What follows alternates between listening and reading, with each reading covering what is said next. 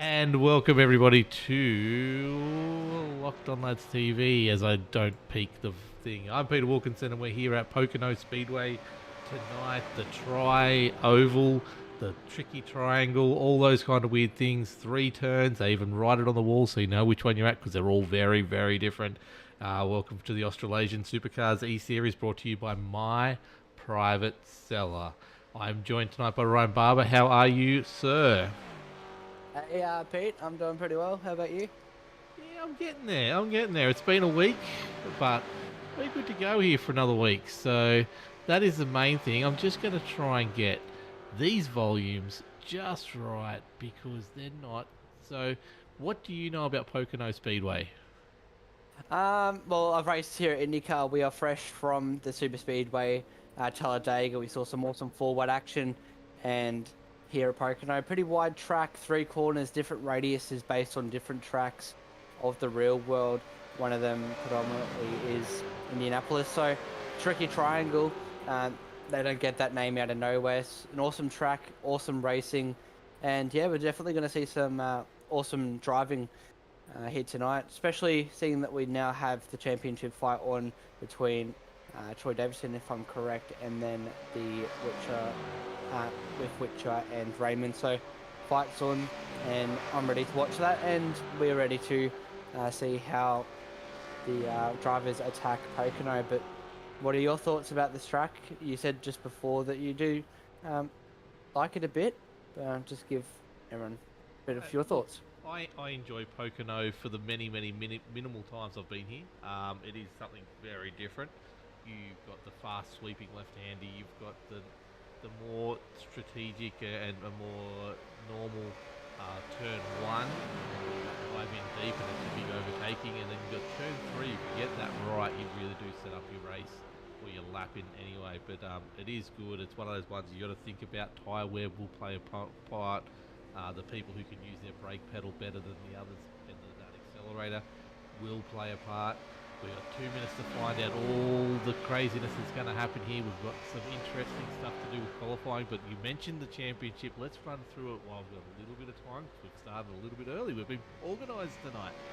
Troy Davison leads the championship by 38 points over Raymond Yeager. 49 points off the lead is Justin Witcher. Craig Roffey is into 4th at the moment. None of that changed after last week's chaos. Talladega, but Craig is 64 points off the lead. Up 3 points after a great finish. Aiden Schultz gets up to 5th position. 132 points off the lead. He is 3 points ahead of Hot Toddy himself, Todd Maxfield.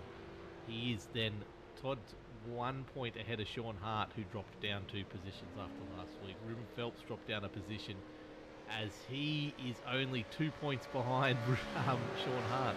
Adam Malone is only 3 points further back from Ruben Phelps in 9th, and then 10th position's 11 points further back, which is Cade Donnelly. This is crazy. You go from 10th to 20th position, and there is only another 100 and not even that. It's it's 80 points the difference, 70 points the difference in that next 10 positions. Pretty much everyone can jump or fall many places as of each round going into the final round. We are round 17 at the moment. Let's quickly look as Barney gets ready to give everyone the checkered flag right now. We'll see the teams championship as we go to Pinnacle Esports is on top by my maths in my head says 60 points over Simboys. Middlesbrough Racing sitting there third, back on 693, chasing the lead on 935. Southern Stars Esports is fourth, Momentum Sim Racing's fifth, Skypoint 6th, Code 9 7th, and Southern Cross Racing 8th. Is your team championship right now. However, we've got the grid. They're starting to grid up right now. Gary Wellman is our first place person for tonight. He is on pole. It's great to see Gary back on top. Troy Davison, though, our championship leader, is in second. Aaron Dillon is in third. Kay Donnelly in fourth. Justin Wisher fifth. Jai Schultz sixth. Craig Roffey in seventh. Kim Roffey in eighth. Jamie Nankervis ninth. And our defending champion from last year, Raymond Yeager, is in 10th as we start to get an idea of the cars coming onto the grid right now in pit lane. They look so good. If I can get rid of that, they look so good sitting here in the pit lane, facing the infield, all at 45 degrees, waiting for this pace car to come out and start the pace lap. Aiden Schultz sits in 11th, Nicholas Walsh 12th, Adam Malone 13th, Nigel Patton 14th, Toddy Maxfield in 15th, Warwick Sharp 16th, Greg Spencer 17th, Dwayne Priest in 18th, Evan Horsful in 19th, and Peter Matson in 20th. Troy Mortensen in 21st, Philip Howe 22nd, Noddy Tompkins in 23rd, Tristan Cock in 24th, Darren Robb in 25th, Peter Jones in 26th, Shannon Blackburn 27th, Ash Nessa 28th, Stevie Hall 29th, 30th is Tim Blundell, Nick Smith is 31st, Ruben Phelps is 32nd, Matt Patton 33rd, sorry, Brenton Cusack is 34th, Jeremy James is 35th.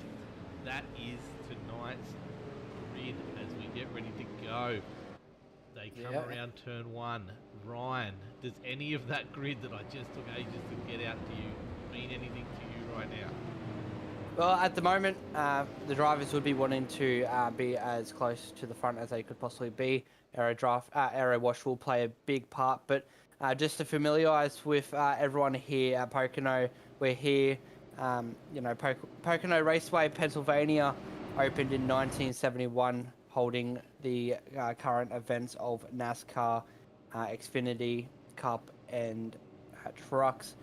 Also ARCA, and then we've had some IndyCar here as well. Banking ranges in 6 to 14 degrees. Turn 1 14, turn 2 8, and turn 3 6. So banking is also here as well. A couple of road courses here too that's had some good racing, and yeah, obviously we have the different types of corners, but that's all what the drivers will be tackling tonight. Aero wash is going to be a big part of it, tyres will be a big part of it, and damage control will also be a big part of it. It's so easy to wash out to the side of the track, whack the wall, and then that knocks off so much speed because you're staying at such a quick rate of speed here. But Sim Boys up in the front, they've shown that they can qualify extremely well. They're locking out the front row at the moment. And how cool is that? Safety car is out on track. We're pacing behind him, and we're ready to go green. Pacing lap. That's not normal. Yeah, so I think they've delayed the green. They have to. Yeah, awesome. Like, there we go. I've got the drone camera up. I'm like, he's gone past pit lane. Thanks for the info there, people. But anyway, it's all good. At least we've got a grid this week. The big controversy of last week was the no grid, which unfortunately put the Sim Boys. We talked about that first couple lap incident that took out pretty much half the Sim Boys team in one hit. That's not where they qualified. They shouldn't have been in that position, which was unlucky for them. But this week we have got a grid. You can see the Sim Boys 1, 2, 3 there. They're going to be extremely happy with that kind of a lockout on the grid, and they will be able to control this race. There is, even though there is a lot of work to get this car to go to the right speed on this track, it's not your cookie cutter type of track where it's just, draft and get behind them. We will see a little bit of skill involved here as well. There is that advantage of leading. You do want to be controlling the tempo, controlling the race, and track position is key. When you're talking about skill involved in a track, you want to be up the front as best you can, especially when those accidents happen, because as you said, those walls do copper beaten. There's also turn 1, keep an eye out for a little bump halfway around turn 1, which will unsettle the cars, and I think that's where we'll see our first accident. We'll see 2 wide, 3 wide. You don't want to go that into turn number 1. You definitely don't want to go too wide into turn number 2, just not so much because it's dangerous, but because it will slow you down. You'll have to give up speed to get through the 2 wide, kill your momentum coming into 3, and then the back straight. As the pace car's lights are out, it ducks away into pit lane. We go up in the chopper to see Gary Wellman control this field, and he takes it. Look at that, Roffy getting down the outside there. You've got Jai Schultz, is it? No, that's no, I've got no idea. Let me get back to this. Let's get to turn 1. Down the inside. Big dive. My Sky. There we go. Jai Schultz here we go. was. Jai Schultz diving down. Well done. Good job to get from, he's finishing up to second. And that's right.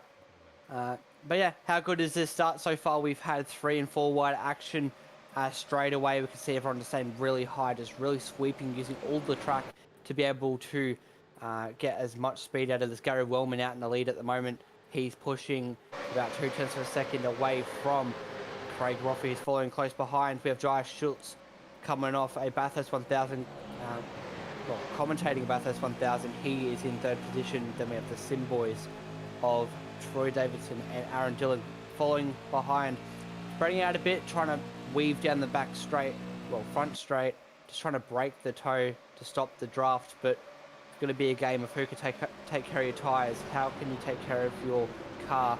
Here we go, we're side by side here.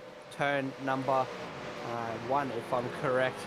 Gary Wellman, Craig Roffey side by side. How good is this racing so far? They've already started, the action's already started already. Look at them single file, just trying to stay in each other's draft, just try and use as less fuel, just try and play the safe. But look at that. Oh, Gary Wellman just nearly hits the wall there. Pretty close. But how good is this? Now we've gone 2 wide, and now Jai is in 2nd, and now Craig is in the lead. But how good is this so far? We haven't had a caution yet, but we see a bit of mistakes with Gary, and it looks like he might be struggling to find a bit. Jai just brushes the wall there. We're already seeing some people kind of wash out and touch the wall, so look out for that. Look out for the damage control, and look out for 80 laps of Pocono. Look out for these cars. It's one thing I've never... It's always fascinating. The Pocono brings it down to everyone. Driving down to the inside wall on the straight to get a great draft of people, which doesn't really work, but they do it anyway. Gary Wellman has been an interesting race so far for him. Qualifies first. He's had a little bit... He's definitely taking a different line most of the time. Whether that's slightly mistakes or not, but that turn 3 was very bizarre. We were very wide out there. We have got the Sim Boys holding down 3rd, 4th, 5th. We've got Craig Roffey, who's looked strong here tonight so far. He's up into 1st place. He's definitely got some speed here, and he understands this track. Jai Schultz very close to the wall there, as Craig opts not to go the wide. Oh, he goes a couple lanes across. Jai's going to go in the outside, and he hits. They hit hard. And they both survived. That was crazy racing, but good racing. I would love to go back and watch a replay of that, but not quite yet because everything's still happening. They're still side by side. Jai got a bit of a run there, I think, from what we saw, and just came a little bit together. I think they both moved at the wrong time, and that's what weaving down the straight does. If you do it at the wrong time and you get the call, you can have a problem. Just want to have a look down the back of the field. We've lost Stevie Hall in a different looking car tonight. He's dropped way off the pack at the moment. Down the back, these are nice looking cars. They're in red. That would be really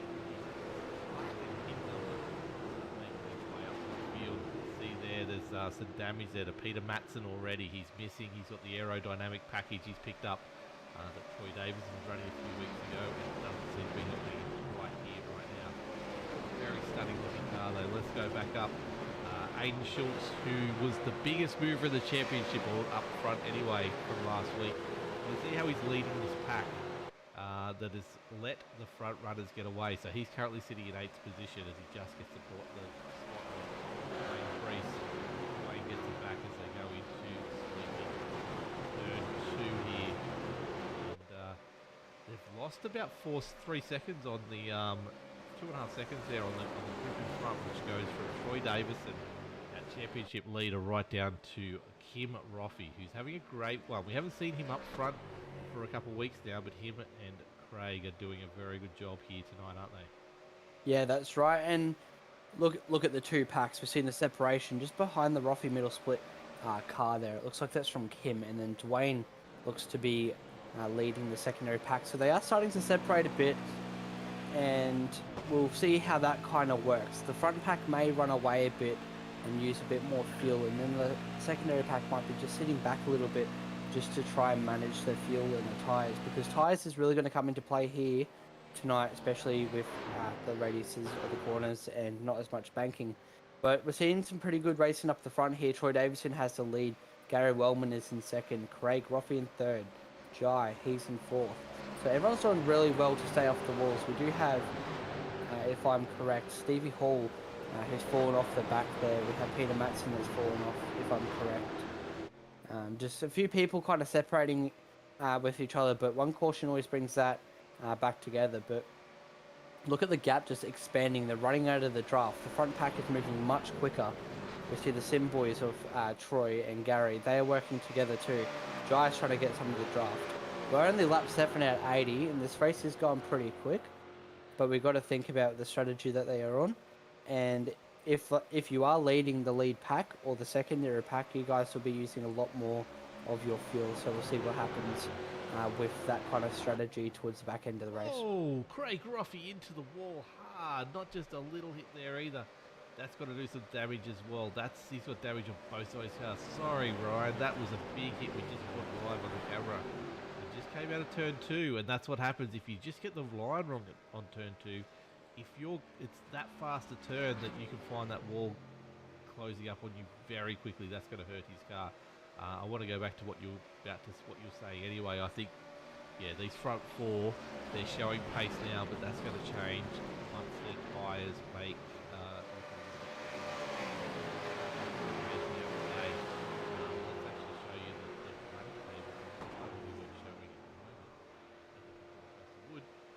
But yeah, that was a big hit for Craig. But yeah, I think the backpack won't be too upset with the gap. Remember, you only got one set of tyres tonight. You got to use them wisely on a track like this. But there will, I assume, be a yellow at some stage, which will bring green flag hitting will be a very significant issue. If it has to happen, because you will go about a lap down. It's usually about a lap in the pits, especially with these cars and the big fuel tanks they have. But let's remember a little bit about this track. It is as big as a super speedway. We're talking 55-second laps here. That's why it's only an 8 lap race. It is a long way start to finish here. It's not your normal one, so that's why tyre wear and fuel becomes a very big problem in this race at some stage. Craig Roffey's a little bit slower. He's just starting to go back into the clutches of Raymond Yeager right now. So that damage has definitely hurt him, but not as bad as I thought it was when I first saw it live. Got away with it, I think, didn't he? Yeah, he may have gotten away with it. Depends how hard the hit is. With these cars, you rely quite a lot on your aero package. Yes, we have the cars that will kind of get a bit front to rear contact, lose their rear wing, and when they repair, you may find that they might be a bit quicker in a straight line because they don't have that rear downforce there. As such, we usually say that they're running the low aero package, but Pocono, you don't really, have any kind of rear contact. It's usually in the corners of the car with the front and right. When I've raced this with the IndyCar series, I've come up, brushed the wall, and that's really just caused damage to the corner of your car. But remember, this is front wheel engined cars. You don't want to damage the engine. You don't want to damage your horsepower because that's really going to hurt you towards the end. But these drivers are really skilled at what they're doing. They know what they're doing. They know how to manage it. And Troy Davidson, Gary Wellman out the front now. The lead pack kind of spreading. That may hurt them towards the back end of the race where it really is important. Yeah, it definitely will. Like, it's going to be very fascinating. The strategy is playing out. We don't even really see it yet. Like, usually we're talking strategy. Fuel is a big part of it, but I love tonight that we are talking strategy with the... Sorry, I've had everything crash on the back end. The strategy with the tyres. That is a big thing. I would love to have had in some laps and sorted that out, but I am here and I'm back and Ryan's back and I'm just going to get everything up for him. But yeah, strategy is going to be cool and I love it that it's happening already. We're 11 laps in of 18. We've got the middle split racing and the sim boys are doing their thing, and as always, Pinnacle's doing the fascinating thing. But the one I just noticed when we went through the field there, momentum. Oh, we've got a car around. Speaking of Pinnacle, Greg Spencer is around. We have caution. I just caught that. He's stuck on the outside of the track there. He's moving again. Not too much damage. either, so I can't really see much damage with the car. But we will have a look at the replay, see what happened, and see who's damaged, who's at the courses. We'll see Greg really have a go at Philip Howe here. He's on the inside getting ready to go through, and they just make contact. Greg Spencer goes around. Philip ends up catching the car. Greg Spencer comes to a stop, brings out the caution, and that's pretty much what caused it. He's definitely got away with it. From You here. can already see some damage on the front of Philip's car from he's hit the back of someone else there. But let's go to still here. Let's slow mo it in. I was just talking about Pinnacle. I was just going to start showing you where a few of the teams were. We know Pinnacle likes to sit in a place you can see there. That's Philip has just come down. Not, it's as if he's trying to take the corner normally. I don't think Greg's the best spot for turn 3, but actually no, it's turn 3. I can't say they've both got away with it. Realistically, that'll be side damage for Greg Spencer. He'll come in, he'll get the tail of the field. We'll back this field up. What we're going to see now is if those cars out front can hold or gain the lead again when we go racing again, or their tyres are going to be a little bit more hurt than the guys that are sitting down. Yeah, and that's right. Naturally, after kind of spinning out, you know you see the tyre marks get off and where it comes. But here we go. The whole field is in for their pit stop. Just as I was about to mention that everyone's going to come in, we are 1/8 of the race in, and you're going to watch everyone up on the jacks, ready to take as much fuel as they can. No tyres for the stop. Way too early for that. Tyres may be a very tight factor here. Remember, we only have one change after this. They can only change their tyres one more time, and that's it. You can't change to the old set if you pop your new set, but here we go.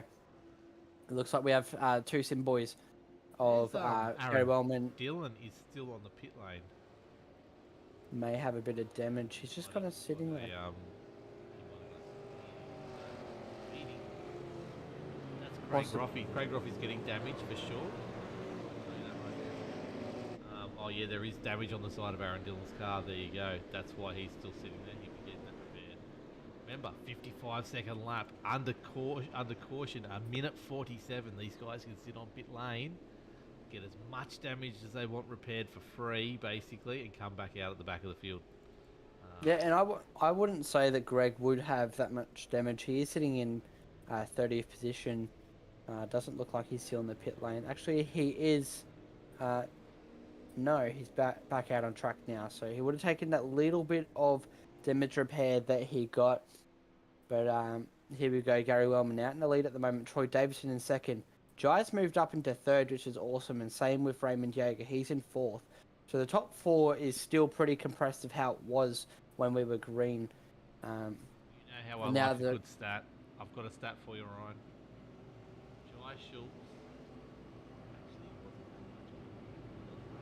I think it was the pit stop for me.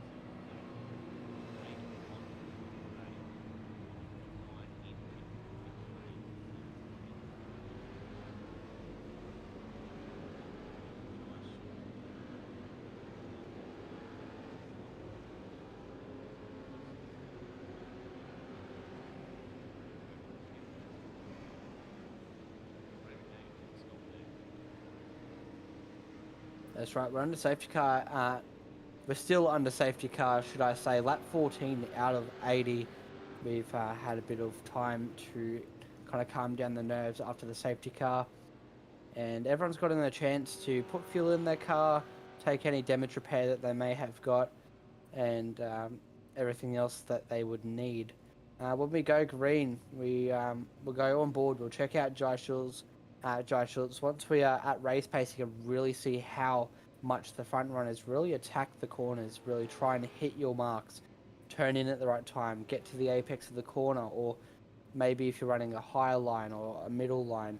How are you going to manage those tyres towards the end of the race? Remember, one set of tyres, you've got to play a big strategy call with that, because at Pocono, what I remember previously with the Australasian Supercars eSeries is that we have had quite a few times where drivers have actually blown a set of tyres and haven't been able to continue the rest of the race because of it. Or maybe they've gone onto the new set too early and then their secondary set has popped, or just they're burning up too much of their tyre. So we really got to check out how they're going to attack this, but it looks like all the drivers are going side double file now for the restart. That's going to happen very shortly once the safety car lights are out, which they are. So we are going green this lap. They are heading down the front straight, ready to go again. And there we go, Gary Wellman. He starts off the green flag. He still has the lead.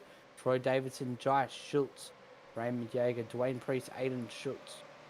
That is your top 6 at the moment. No one's gone 3 or 4 wide up the front like we did see earlier on.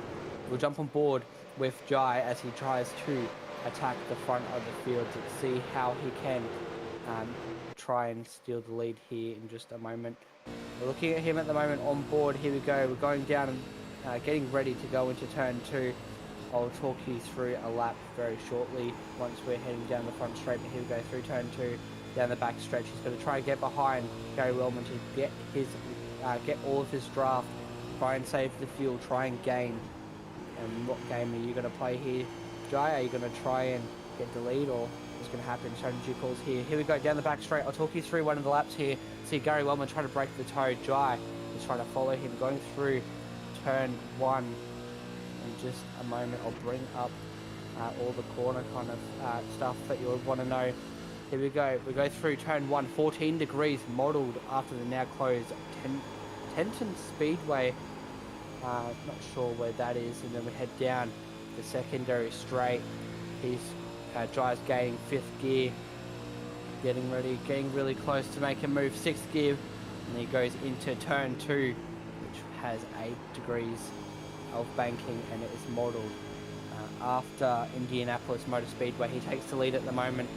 Gary Wellman, no, side by side. The drag race into turn 3, Milwaukee Mile based track. Here we go, getting ready to back stretch. He's in 4th gear at the moment, 230 Ks. Oh, it's a bit of contact there. He got loose down the bottom, but he managed to keep it. Gary is going to retake or keep the lead here. Raymond Yeager's making a move. They've gone 3 wide. Now, no, they're not. They're going 2 wide now. We have Aiden. He's also on the inside there next to Jai. We have both the lesser and the more Schultz.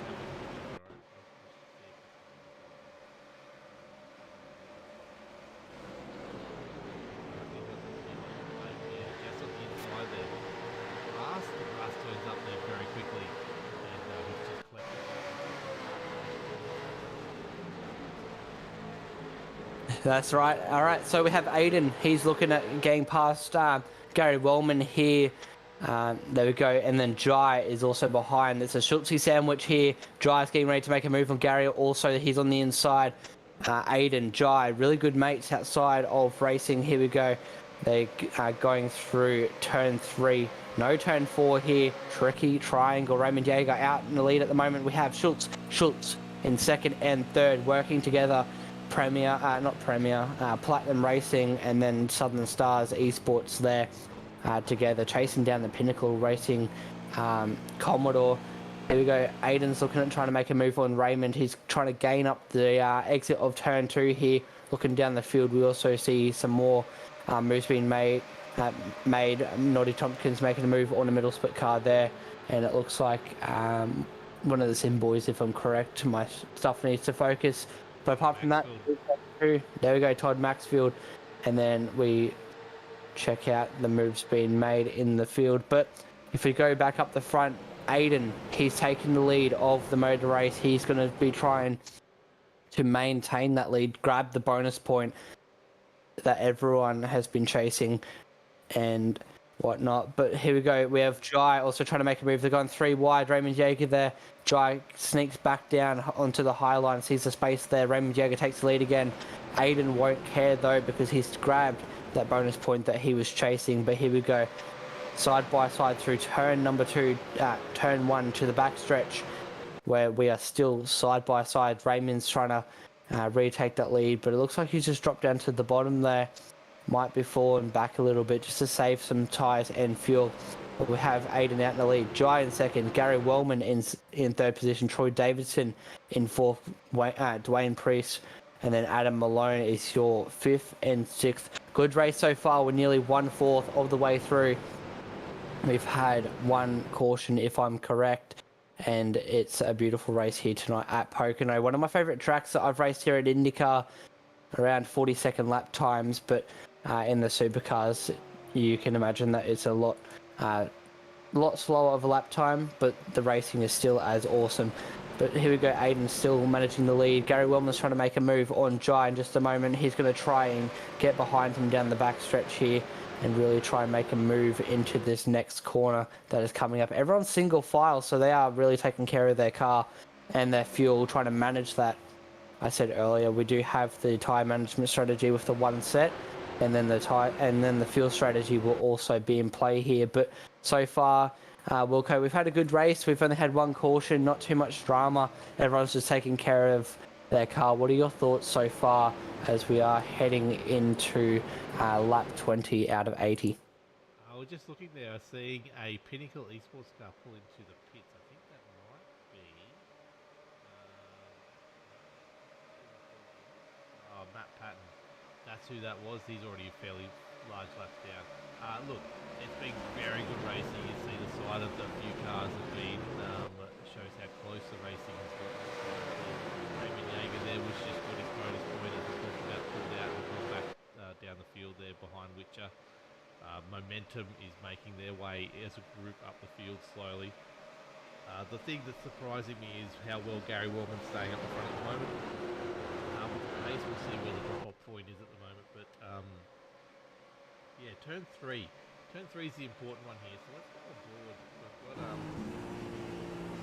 again, it's all about getting on the accelerator ASAP. So the sooner you get on, the better you are. You can actually get, it's unlike a lot of the other normal tracks we go. You do get the draft, but this is the only spot where you get the draft makes a large effect on the track. It actually makes the overtakes purely on the draft here. If you get right down alongside a car, if you get that exit right. Getting this corner, you can go too wide on this fairly safely, and the top line can actually play a part in it. Everything goes wrong. But you have to hit it hard. Josh is doing a great job tonight, though. We're tonight, which is very good to see him doing such a good job tonight. Look, the racing's been excellent tonight so far.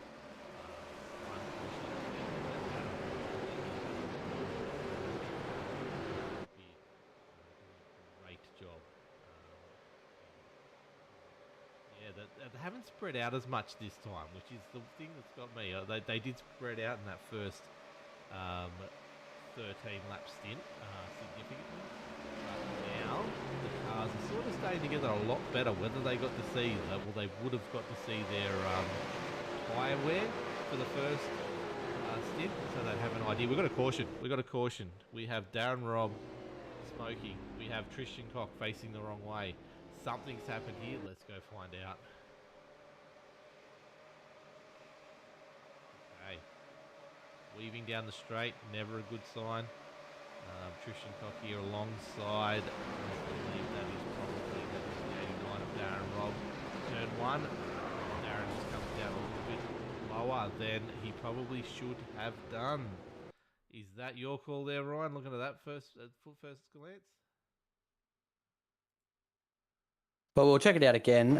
We see Tristan side by side and a bit of a contact there. Looks like, if I'm correct, Tristan's down the bottom there.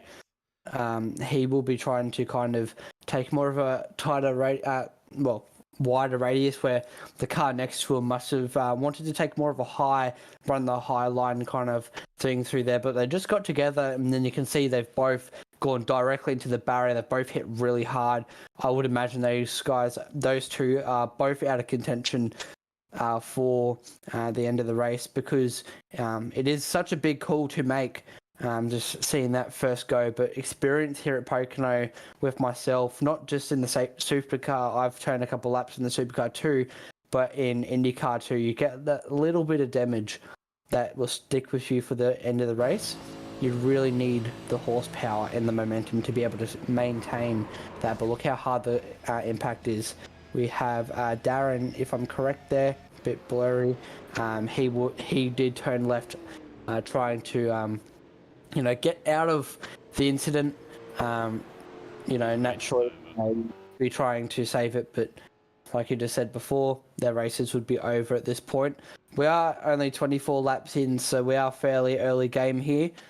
I would imagine everyone would be in the pit lane for more fuel. No one would grab tyres, and then we can see quite a few cars in the pit lane that do have damage.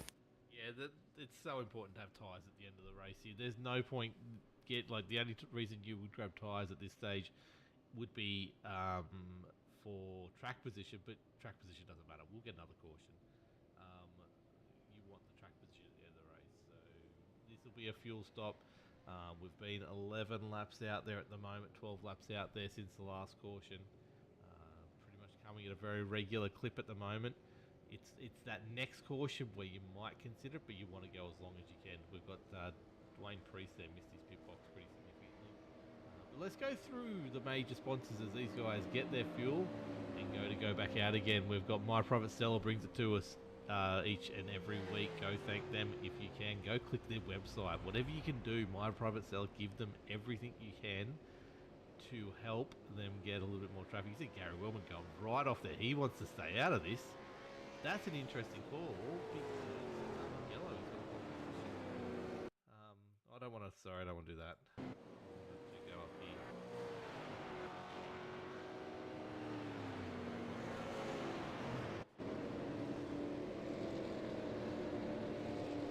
Position that everyone's overtaking. That's a weird situation. But anyway, Locked On Lads TV, that's us. We do it every week. We bring it to you. Thank you for all the support you've done with us over the time. United Electrical Solutions, you see that sign on a fair few cars out there tonight as well. Hot Toddy's Heating Installs, the man himself is out there. Go support them as best you can. The Sim Racing Edge is also another sponsor of all the cars out there, and the series itself. Pagny and Advanced Simulation, if you want to go get some sim gear, that's definitely one place to start looking. As we watch Gary Wellman go further and further back through the field. I'm confused, I'm baffled, I don't know what's going on here. Witcher Electrics, we know that car is definitely got, that signage is definitely on some cars as well. But go support Witcher Electrics, who supports this series. There's an end of line penalty, it has to be, right? But he's even slow. Yeah, that's interesting. He's going at about 120, 130 k's, so might be an end of line. He might be waiting for people. I'm not too sure. Maybe he got speedy in pits and it kind of kicked him at the back of the line. We could probably drag him in here and ask him if we do wish, but I'm not too sure how long is left. The mystery. Joy Schultz is another one he's got in the pits again. He's grabbing that extra load of fuel. Interesting. Top up. We've seen him do that a couple of times actually. A long stop for a second stop. This is another 16, 17, 18 seconds. There he's repairing. This is weird. With Jai Schultz every week we get something crazy going on, don't we? It seems to be anyway. Gary Wellman has picked up the pace again. Up to the back of the pack, we have right at the front. That's a name we haven't seen at the front before. Warwick Sharp. How did he get the lead of this race? Not too sure. Must have been a bit of a call, but for the restart, I'll go through the top 10. We have Warwick Sharp. He's starting out in the first position. Don't know how he got there. A bit of magic. Maybe just got a bit of luck. He is starting pole with the 222 Commodore there. Kim Roffey, second with Craig Roffey. He's in third. Aiden Schulz, he is in fourth, and he's starting just ahead of his teammate Adam Malone in fifth. Troy Davidson, Justin Witcher, 6th and 7th with Dwayne Priest. He's ending the 4th row. Actually, no, it looks like. Not sure. Kay Donnelly, and then it goes Todd Maxfield. That rounds out your 10 position to jumping up. So that may be a bit out of order, but that's what we're looking at for the restart. Lap 26, about to go on to 27. Safety car is pulling into the pit lane. We are getting ready to restart this race for the third time. Well, start the race. We've already got a crash. Already, we have crashing down the back. Another caution is out. There's cars left, right, centre. Involved after all that craziness. What happened then? That looked as bad as a mechanical failure of some description. Apologies for my etiquette on the mic tonight. It's causing some issues with being very quiet because I'm not talking into the microphone. You can see there the car 013. Aaron Dillon, of all people. Let's go to the chopper. He loses the front end of his car here pretty quickly. Going full speed here. Oh, there's some net code in there. There's everything. Gary Willman trying to get a blinder of a start there. Oh, I don't know what to unpack from that. There's going to be some words said there. But it's... Where is it? Brendan. Look at the gap he's got here. That's the best camera to get this one from. Okay, the 836 there. Behind Peter Jones. The pink and black car. It's got a massive gap there. For some reason, as it goes green, he stops.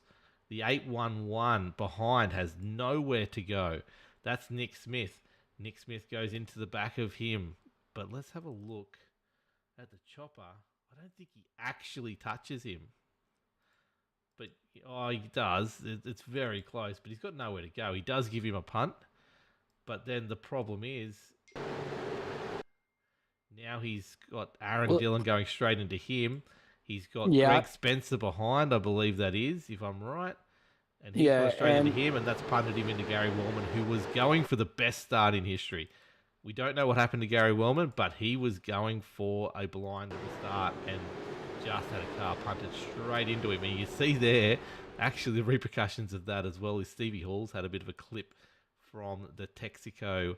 Evan Horswell has then come up on and given Stephen Hall a whack and sent him flying into the wall. The 587, that would be Matt Patton, has nowhere to go and he gets taken out from it. All that in one little restart. Ryan, sorry, what do you make of all that? Well, that was chaos, but we had Nick Smith in there as well, Stevie Hall, if I'm correct. What I have noticed there, just like with us in the broadcast booth on Discord sharing screens, I can see that Nick Smith and Stevie Hall are actually in a channel called Hard Knocks, so that's definitely a hard knock for their race. They wouldn't be wanting that to happen. It's still early, so it's not very early, but it's pretty early to have an incident like that. We have two Sim Boys damage in that one. One of them is the championship leader. He does not need this to happen if he wants to be able to secure this championship. Remember, he's 30 plus points away from second place, back to second place. So he is pretty comfortable. All right. I've got Aaron Dillon and Gary Wellman were two Sim Boys involved in that one. Troy's sitting at the front. Sorry, Gary Wellman, he has a comfortable points gap, but he wouldn't be wanting to use that up now. But that will work out later on in the race. You'll see that he'll try and make his way up. We aren't even halfway yet. We'll see some more crashes. We'll see some more incidents, and naturally we'll see some cars in the wall, some crashing, more cautions. So he'll really be trying to pick up what's just happened and really try and get back up towards the front of the field. But under caution for the third time this race, taking over to lap 30. Everyone's still single file, and we'll get ready to go double file in just a moment. Safety car lights are out. We have 3 cars down the back there. They've gone into the pit lane too. I was just about to interrupt you and say, we've got about 6 cars here. So it's Troy Mortensen, Justin Witcher, Peter Matson, Raymond Yeager, Ash Nesser, Jai Schultz, Evan Horswell, who we saw in the accident, so that's really negligible. All those people are the only ones that stop on this caution. It's a 5 laps since they stopped last, everyone else, but those guys have gone and got more fuel. But as you can see there in the background, as you pointed out very well, the Pinnacle boys all went in for another stop. So that's Witcher, Yeager, and might be Spencer. Patton is back in there again. All of them went in to get more fuel, which means their stop will be shorter at some stage in this race. They just need to work their way through the field to get the track position to capitalise on that the next time we have a stop.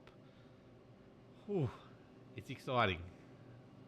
Yeah, big race. We came, like I said earlier, we are fresh from a super speedway. Last week we were at Talladega where we saw quite close racing, four wide, pretty much, well, two, three, four wide, usually three and four wide the majority of the race. Risk was higher, the risk of crashing was higher, the cautions were higher, the damage. Here we are at Pocono, bit of a more open track, I would say. Well, not open, I'd say. It's a bit more of a, um, well, tighter corners, using the brakes. You're really trying to save your tyres. And it seems like the drivers aren't trying to make too heroic of moves as they were doing in Talladega. But we'll see here in the restart. Everyone's kind of been nice and calm about it, but we have Barney up in the flag. He's getting ready to wave, and he's waving the green. We see the cars down the back kind of spreading out. Pinnacle Esports down the back there. We're getting ready to go into turn one. Warwick Sharp is in the lead. We have Roffy second and third, and we have Troy Davidson. Now it's Aiden Schultz in fourth position. So everyone's got in the way nice and clean. Our last restart, we saw a bit of carnage, bit of cars going to the wall. Sim boys left, right, centre, and yeah, why not? We just had a bit of an incident, but now we've got in the way nice and clean. Now we have two middle split cars. We have Warwick Sharp there. We have a Southern Stars car. We have Troy Davidson. We have Adam Malone. We have Kate Donnelly up there. So everyone's really bunched up now from the restart. But Warwick is doing such a good job at keeping the lead at the moment, but he's getting chased by Aiden, who's on the inside through turn three. We saw Jai get the grass earlier, but Aiden does not. So that's a good sign. Warwick Sharp and Aiden side by side down the back straight. We see a car just brushing the wall. Is that Jai? Jai, yep. It is. So he's doing what he usually does, brushing the wall, using all of the space that he could. I think there's a car down the back there that hit the wall pretty hard. But we are still here at the front. Aiden in the lead. We have Warwick Sharp in second. And we have the middle split racing car of Craig and Kimmy. They are in third and fourth. They're doing an awesome job at staying there. We're getting ready to tick down these laps yet again and see how long we can last in this green flag run. Are we going to get another caution soon? We do not know, but Aiden's getting ready to make another move here on Warwick. They're racing, the drag racing down into turn two, side by side. How good's that? Aiden gets the lead yet again. Car length gap, front and behind with Warwick Sharp through turn three. There's a correction of me, but there we go. Down the back stretch yet again. Draft is powerful yet again. Warwick gets onto the inside yet again. He's going to take the lead yet again, actually. So that's pretty good. We have Warwick inside, Aiden outside. Middle split racing cars just behind. They'll be working together to try and take the lead also. But the fight is on. It looks like they aren't taking care of their tyres as much, but we see Warwick just starting to drift up, getting behind Aiden yet again to steal the draft. So far, we have a couple of green laps so far. How good is that? And hopefully we have a pretty big green flag run. We haven't really had a big run of green flags so far this race. Touch and wood, try not to jinx ourselves. But Aiden, awesome job out in the lead. The Roffy sitting back too, Warwick Sharp in second. And we keep an eye on the back of the field. Gary Wellman looks like he's a lap down, so he won't be too happy with that one. We're just going to focus up the front too. Oh, we see another crash. There we go, cars everywhere. That's another sim boy. That's a big one. We have Justin Witcher there in it. He's dodged it beautifully. We have Skypoint cars there too. We have a car smoke in the background. That'll be an expired engine. I spoke too soon. There's a few cars in the pit lane that have towed. A few cars in the pit lane in general. Looks like they tried to avoid that incident. We're going to go back to the replay, see what happened there, and see what caused yet another caution. It's already happened as I slow it down. So what we've got is it was Nigel Patton that started it. Well, his car was the first one to start it, I must admit. So he's going high here. Noddy Tompkins isn't going high. You are trying to get out to the far end of the track. Noddy's kept it closer, and Nigel's gone into him, which has left the 022 of Nicholas Walsh nowhere to go. The 18 of Jamie Nankervis, I'm assuming, had nowhere to go as well. Here, you can watch. I just want to stay here with before we go to the really, really big accident. Look at this work from Nigel Patton. He is sideways, burning this rubber up as bad as he can. He's going and going. He's got to pull this thing up. I don't know if he's got to stop for speed lane infringement here, but he guides it into pit lane beautifully. I think he's got that pulled up. Yeah, good job, Nigel. That's That's under the wild. speed limit, Good and then he job. pulls it up, and off he goes into pit lane. Probably the best situation he could have got for that. But Mate, not, Nigel had his arm out the window. He was having a drink and he was sitting back and relaxing doing that. That was so good. But we're going to have a look at the bigger incident here with Damien and Curvis. We're focusing on, at the moment, he's now a lap down in 20th position. And he's still in the pit lane, so he'll have quite a lot of damage. let's have a look at it from here, right? So that's the 022. That's Nicholas Walsh getting into it. So Nick Walsh is the one we need to get on top of. Oh, you can see up front of that, even again, I think Shannon Blackburn's in an incident as well. Another one, which has then hit Jamie Nankervis again. He was never going to get out of that incident in one hit. Everyone. There's 3 incidents in there, and Jamie Nankervis has been caught up accidentally in 2 of them. Yeah. And I think that's a night that Jamie would love to forget. Looks like he is out of the race. Look at the engine smoking. He would have towed back to the pit lane. His car's off at the moment. He would be out. So that's unfortunate, Jamie. Awesome guy. Blackburn's car, Nicholas Walsh's car. There's some retirements there. Yeah, Jamie's not going to finish this race. Let's go to live. Everyone's coming back in again. There's some really beat up cars out of that one. That triple incident. Unfortunately, I think Nicholas Walsh was actually in 2 of those incidents as well. We are seeing a rate of attrition here larger than what we normally see in most other races. That's 4 cautions, I believe, now. Yep. We've got all these people grabbing some fuel while they can. We have got 26 cars on the lead lap currently of 34 that started this race. 3 are no longer in the server. I think that number will get a little bit higher fairly soon. Nigel Patton, I'll let you know, he is going a lap down, unfortunately. So that was probably due to that unforced pit entry. But he got away with it. I think it could have been a lot worse for him. But all that leaves, look at this. We've got Warwick Sharp in Back P1. in the lead. We've got Craig Roffey in P2. We've got Kim Roffey in P3. Troy Davison, championship leader, P4. Kay Donnelly, that name we always talk about up the front, 5. Dwayne Priest, another Simboys, in 6. Toddy Maxfield, sitting back there nicely in 7th. What a run from Simboys tonight, making up for last week big time. Ruben Phelps just lost his partner in crime in Jamie Nankervis, but he's sitting in 8th currently. Noddy Tompkins was involved in that last incident, but got himself up to 9th.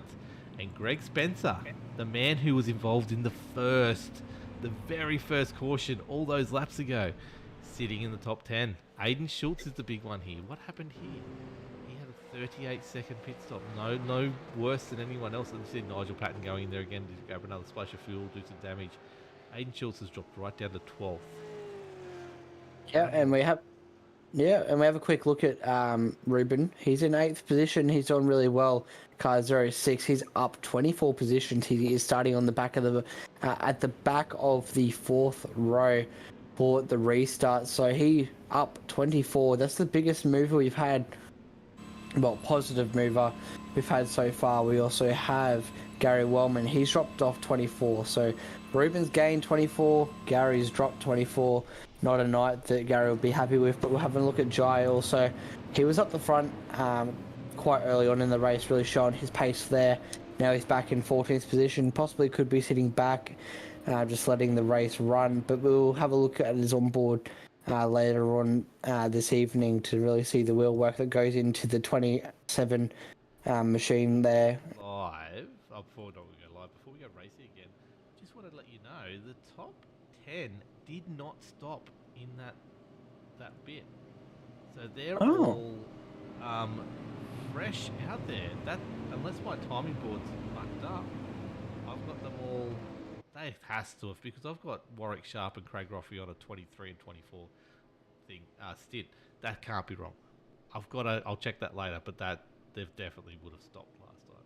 Anyway, we're coming around here. I just thought it was interesting. If that's the case, that's a very weird call. But anyway, a lot of cautions back to back here, which has been the killer. We are lap 37 into 80. We're almost half race distance. It feels like we've been going all night because we have. I watched a game of rugby league tonight that 80 minutes took about 3 hours, and this feels like it could be the same. Pace car is in. Warwick Sharp has the field. Middle split racing there, and then a whole bag of sim boys ready to go. Warwick Sharp takes the field away. What can Craig Roffey do? He's been really good on his restarts this season. Can he go with him, and can either Roffey be in the lead by the end of this lap? I would put money on it at this stage. Warwick Sharp, though, doing a great job leading this field away. Box of sim boys cars, Ryan. What would you do if you're sitting there? Are you going to try and get up the front, or are you just going to sit back and watch it all unfold with the sim boys team? Well, the Australasian Supercars series has gone through a couple seasons so far where my team has participated, and based on what I've heard from them before, tyre wear is pretty much the priority with this track, especially because they have one set of tyres. But maybe a setup change was brought into this round. As broadcasters, we don't really know how the tyre wear is going to handle, so we'll see how that goes. We've seen quite hard racing up the front there, so if they haven't taken tyres yet, then they should be okay towards the end of the race. Whereas if I was in the race right now, I'd kind of sit towards the back. But we have had some crashes down the back, so while you're in the car, you'll find a balance between whether it's better to be up the front, middle, or back. In the super speedways, based on my team, we've preferred up the front where it's safer. It may be the same here because it's more of kind of a super speedway than a short track. But apart from that, how good's this? Roffey's 1 and 2. They are just extending their gap a little bit. Away from Warwick Sharp, Troy Davidson and Cade Donnelly, they're doing really well. But why don't I flip the question over to you? Have you had any experience here? And if you've had experience here, what kind of strategy would you kind of go for in the race like this? I like being at the back of the pack anyway, just because that's where my natural skill sits me in racing. But I do like sitting at the back of the pack. It is just avoiding those incidents when they happen and not getting tangled up with them, because you can save fuel, you can save tyre wear, you can have the tyres when you need them, which is at the end of the race. This is one of those tracks that having the fresh rubber does get you track position. It's not one of those things where you've got to work your way through the field. You see how tight Jai Schultz and Ruben Phelps are getting there in the middle of that pack. It's very close, but I would love to be just sitting down, 15th to 20th position right now. But like I said, that's where my skill provides. If I was a little bit more comfortable, hey, where Kim Roffey is right now, like I said, they'll get a really good starts, and they did. That's probably the best place to be if you can control your tyres, because it will become a factor. We've talked about it all night. There is no doubt that at some stage here, right now, Craig Roffey, 56.48. His fastest lap of the race, 54.8. There is definitely a 2-second differential currently with tyres. He did have a bit of a slow start to this lap. But even Aiden Schultz, 55.5 versus 55. There is a definite tyre wear problem at this track when your tyres heat up. You can see here Justin Witch is making a move though. He's moving his way up to the front of this pack. He may be looking to get track position for the rest of the second half of this race. His tyres might be just better than everyone else because he's looking for it. He might be looking for that bonus point. Don't know. It's hard to tell. But Aiden Schultz, we talked about him being outside the top 10. I reckon he's taken tyres last stop. And that's what put him back in the pack. And that's why his speed is so much better than everyone else right now. He has flown through this field, which I wouldn't be surprised if maybe he's even in the same boat as well. Remember, they get one set of tyres, but they get to choose when they have it. So having it now might be the key. Look at Witch, a big move down the inside here. 3 wide into turn 2, sorry. Wow, that's a big move. That's going to slow up a few cars there, but that's great stuff. You see Jai Schultz in the back there is also trying to make some moves there. Noddy Tompkins doing a great job of holding on here, but which is here to play?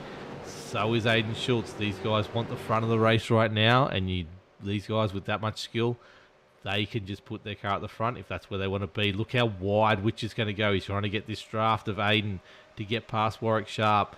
Warwick Sharp wants to be nowhere near him. He's going to get Roffey to come push Witcher through. But he gets up to second. What a run this is. He'll get the inside. You can only hold the inside there like that and get the speed off if he's got new tyres. I would 100% guarantee he's pulled the trigger. He's gone for the tyres right now. We'll see if that's a good call at the end of the race. We'll see if I'm right at the end of the race if he holds on to this as he gets past Aiden Schultz. He just has an extra couple of kilometres per hour right now in this car than anyone else. That is a great move as he gets himself to the lead. Let's see if he gets this lead and he falls back down in the field as we go into turn 3. Doing a great job. Aiden Schultz doing another great job. It'd be interesting to see if he can pick up a good result tonight where he sits in the championship going into round 18 next week.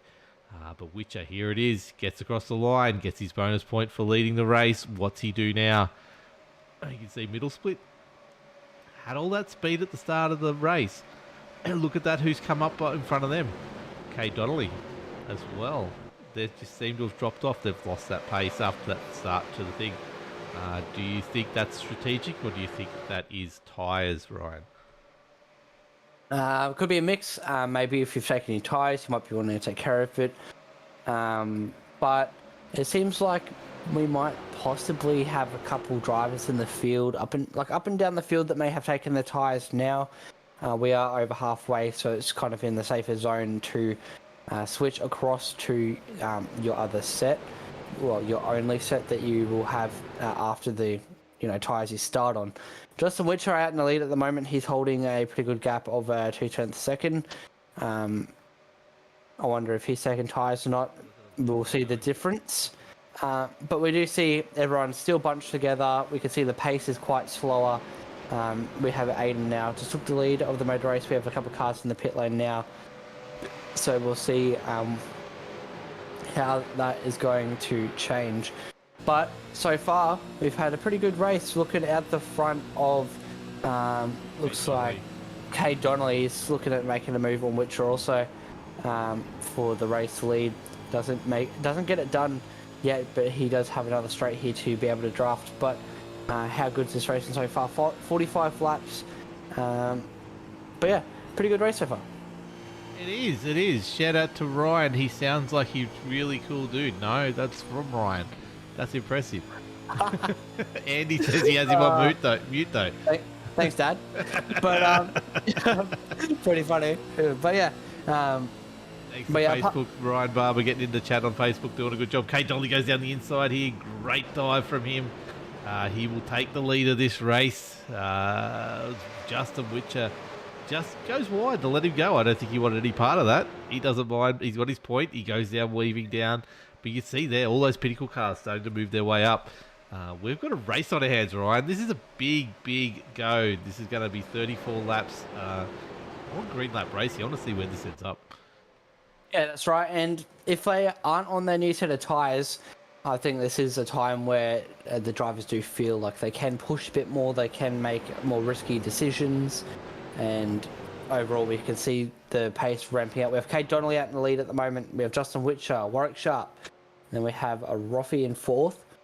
We see the packs kind of separating yet again. Look down in the back straight there. We have a second pack there. But at the front here, we have a quite big battle that's really ramping up now. Kate Donnelly, Justin Witcher, Warwick Sharp. Kate Donnelly is maintaining his lead so far. We have Justin Witcher, Warwick Sharp side by side. Aiden's there also. He'll be trying to make moves also. But now's the time in the race where drivers could feel a bit safer, pushing a bit harder if they're on their starting set, because they know that they are able to make that distance. But personally, if I was in the car, I'll be kind of pushing the tyres out as far as I can to have the freshest tyres at the end. So this is kind of where different drivers' strategies vary in which direction they go. But so far, pretty good racing. They're staying clean up the front too. Single file yet again. You can see a pattern. Cars going single file, double file. Moves being made. as they kind of progress through the race. So, but yeah, we can see Justin Witcher there also trying to make moves. I'm looking down the pack on the live time, and Gary Wellman, he's back on the lead lap. He's in P25. He's the one that's leading the championship at the moment, and he will be demonstrating. But Troy Davis is in lead Yeah. of the championship. oh, sorry. Okay, I got a bit mixed up there. Troy Davison's up the front there. He's pretty lucky. I'm pretty sure he got caught up. But you know what, Sim boys, they're the same. The only thing is different is the colours, so it's easy to get mixed up. But apart from that, looks like Troy's doing pretty good. Bit of a silly moment from me, but that's okay. At the moment, Ruben Phelps also, we see the middle of the pack. We're looking out the front of him coming down the back straight. He just clipped the grass. Also, just like Jai, you can kind of see a pattern forming here. Looks like Ruben went, oh, Jai does that, let me have a try. And this time he didn't get as loose. But you can see they're really trying to hold a high line on the entry, and then can really sweep down in the bottom, hug the yellow line, and just try to get like a really good punch of an exit down the straight into turn 2. Ruben Phelps kind of weaving out. Looks like he might be too wide, not too sure why he'll move across there. Yes, he is. And he has Raymond Jaeger there right with him fighting also. We've gone too wide yet again for the millionth time this race. I just need to point out a couple of things here, just on the broadcast side of things. My stint is all stuffed up. I don't know who's done how long a stint. But yeah, the timing board, for some reason, says 49 laps for all these drivers are down on Kay Donnelly, but that is not true. I don't know what's going on. I'd have to restart the whole system to see if that fixed it. But right now, let's just go with it, people. Everyone's 50 laps behind Kay Donnelly. Let's do this. I don't know what's going on here. But look, Kate's doing a great job, considering we hadn't really talked about him very much in the race so far. He qualified 4th, but he's been there and thereabouts, but he never really pushed the front until just recently. So he's now leading the race. He's had a win this season already. We've had a chat to him in the booth. The one that I haven't seen up here that's in those top 4 at the moment is Aiden Schultz. He's been promised a great race all season, but never quite delivered on the podium since race 1. He really needs I know he had a good race last week, but he needs to string a couple together and he needs to get some podiums. But look at the Sim boys there. They're doing a great job. Ruben's doing a great job coming back up there. That is Raymond Jaeger sitting back there, and Roffy as well. Middle Split Racing having a great night tonight. But it's all happening here. Like, Warwick Sharp is the one that's sticking out. Like, he is doing a great job. He's up 14 places. Jumped into the lead without us even knowing. But he's maintained it. Like, he hasn't dropped off at all. Troy Davison sitting a few laps back there, a few spots back there. Watching Witcher, just having Witcher in his eyes. That's the one. It's Witcher and Jaeger. He's just got to finish around about where they are tonight. That's all he needs to do. Maintains his championship position. He's just got Witcher in his sights, and that's okay. You see that little bit of grass there that we saw. I don't know who were on board with Ruben clip again. It's very tight. There's Jai Schultz in the back into the pits. What's going on here? We go, Jai's making a move now. He's in the pit lane. You can see he's just backed it off. Getting ready to make a stop. Let's see what's going to happen here. Let's see if he's going to start to take his tyres. I would think so. He's the first on the blink. We've just got to have a sit-down chat with Jai at some stage, talk about his pit strategies, how he gets them, because I don't know. I don't understand it. Each week something happens. It's weird. I want to go back here. I want to work with Nigel Patton. Remember Nigel Patton had that incident on the start. Put himself into pit lane accidentally. He's sitting on the lead lap currently. 26th, unfortunately, but on the lead lap. What a good job from him. Well, what a great pull-up, and what a good result. As you see someone else's green... Warwick Sharp's in the pits. Everyone's green stop pitting. Yeah, right looks now. like they've I didn't see this coming, Ryan. Yeah, neither did I. It looks like they've got into the end of their fuel. They've had a look at their gauge. It's gone, 1 lap left. And they've come into the pit lane to fill up. And no doubt, I reckon, a lot of these guys, if not on their secondary set, they will take tyres. We see cars up on the jacks. It's a bit of a guessing game because when they V8s come do into the use fuel, jacks on they fuel. always go up. So doesn't make too much sense why they go up in the jacks during fuel. But you know what? It just leaves us guessing. Oi, But iRacing. yeah. Oi, give us pit crews for V8 supercars so we can see the pit crews shade the tyres. Come on, do it. You get the guys to like run out, take the tyres off, put it back on. Yeah, come You know, on. They all the do it with cool stuff. NASCAR. Why not do it with this? Come on, seriously. But Roffies are in, Warwick Sharp's in. I'm sticking on these guys. I want to see where they come out. Cade Donnelly here, so they go lap down. The problem now is if we get a yellow right now, they're in a world of hurt, these guys. So you can tell the cars up front, they stop multiple times for fuel. I don't know. I don't understand where this came from. Like, Yeah, and you've got to stop for fuel. Unless my stint was not wrong, and these guys didn't stop all those times, and they've just run themselves to the end of fuel. That's bizarre. that could be a possibility. But apart from that, maybe it might be the right call to make. They'll be hoping that they won't have a caution.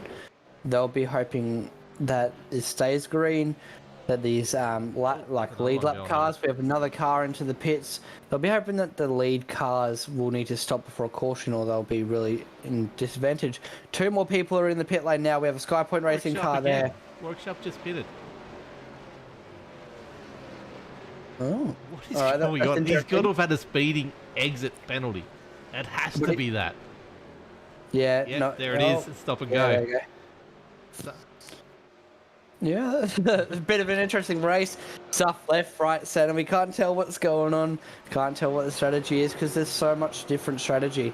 If those 10 cars didn't pit earlier, they're coming in now to really, grab their tyres, grab their fuel, run to the end. Whereas these drivers now that did stop, that do have the extra amount of fuel, they may be able to run longer and have a lighter car towards the end. So that's a strategy call of its own. So we'll see how it works out, remembering the last 5 to 10 laps at the end. That's when we really see at the end whether that works out or whether it doesn't. We've seen Jai with his strategies before at Phoenix. He pushed too hard, he used too much fuel.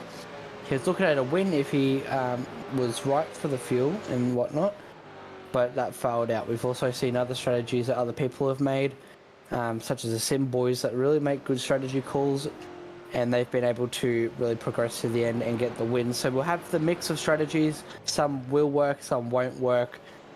Some may be playing it safe, some people may be risking it a bit. We'll see towards the end of the race, but it looks like we've had 10 or so cars in the pit lane that may not have stopped during the caution. So I'm just trying to work this out, right? Peter Matson's there. Oh, we got Cade Donnelly in the pits. So it must be that point. We just have got to. Cade Donnelly's in. Sim Boys are in with, is that Dwayne Priest as well in the background coming in. Justin Witcher inherits the lead of this race. I'm trying to look at times, but look, Justin Witcher 55.0, Craig Roffey 54.8. He's stopped. He's on fresh rubber.